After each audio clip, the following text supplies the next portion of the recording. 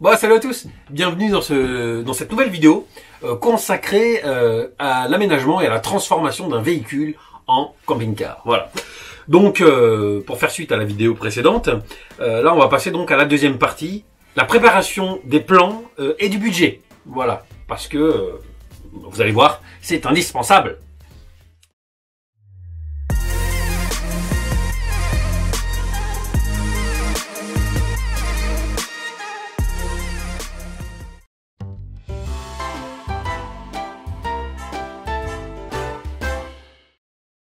Donc, que ce soit sur papier ou sur PC, ils sont indispensables car ils vont vous permettre de délimiter en fait les emplacements des pièces, du mobilier, des espaces de circulation, voilà, avec les cotes exactes ou presque, hein, voilà, de votre véhicule. Alors attention pour les cotes, de bien prendre en compte la future isolation et les cloisons que vous allez faire, parce que vous voyez là dans le car, moi je me retrouve avec, on voit pas si c'est là, vous voyez là l'épaisseur là. J'ai 9 cm d'isolation de chaque côté. Donc le car d'origine il fait 2,55 m, ouais, 2,50 m, donc 2,49 m exactement. Donc 9 cm d'un côté plus 9 cm d'un côté, ça me fait 18 cm en moins. Donc prenez bien ça en compte parce que pour les emplacements de votre aménagement. Voilà. Donc après donc plan sur papier hein, pour faire avant de faire les travaux, c'est le plus simple. Mais sinon vous pouvez aussi utiliser un logiciel 3D gratuit sur PC qui s'appelle sketchup.com. Je vous mets le lien dans la description.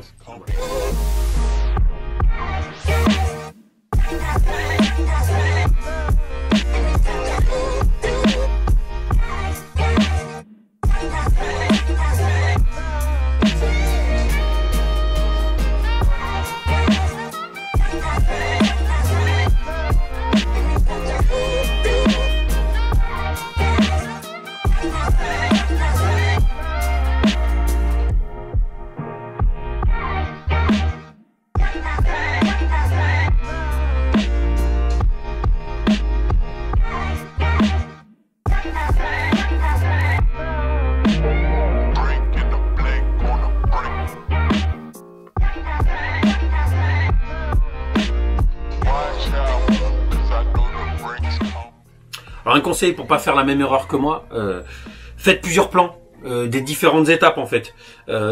Faites un plan pour la structure, donc moi c'était les tasseaux hein, avant de mettre l'isolation, donc un plan pour la structure c'est important. Un plan avec les emplacements des fenêtres, exact. Voilà, vous pouvez faire un plan aussi pour le circuit électrique. Un plan pour la plomberie, etc. Vous voyez, n'hésitez pas à faire plein de plans différents.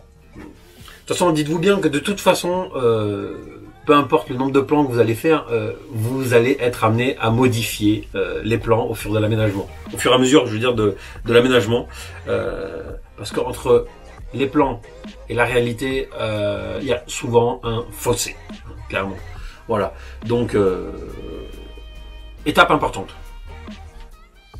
Alors, la cotation du budget maintenant. Dites-vous bien un truc. Peu importe votre budget, vous allez l'éclater. Voilà. Ça, j'ai jamais vu quelqu'un qui a respecté son budget. Jamais, quoi. Vous aurez beau croire que vous allez penser à tout. De toute façon, en cours de route, vous allez avoir de très nombreux frais qui vont venir vous titiller le porte-monnaie. Hein. Ça, c'est garanti. Hein. Moi, je peux vous donner des exemples de budget hein, pour la cotation. Donc, je vous ferai prochainement une vidéo complète sur le coût total de mon aménagement.